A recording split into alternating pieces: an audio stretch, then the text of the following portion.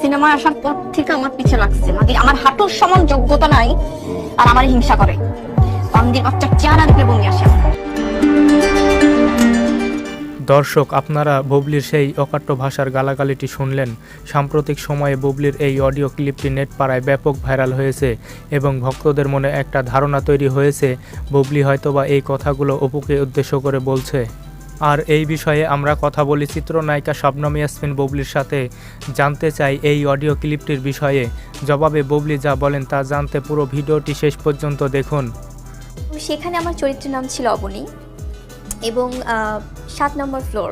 এখানে আসলে চরিত্রের জন্যই আসলে মানে ভয়াবহ একটা ব্যাপার, কারণ এখানে আমাকে খুব রকচটা দেখা যায়, খুব রাগী দেখা যায়, যেটা অডিয়েন্স অলরেডি দেখছে। খুব মানে দুর্দান্তভাবে তারা রেসপন্স করছে আমাদের সব।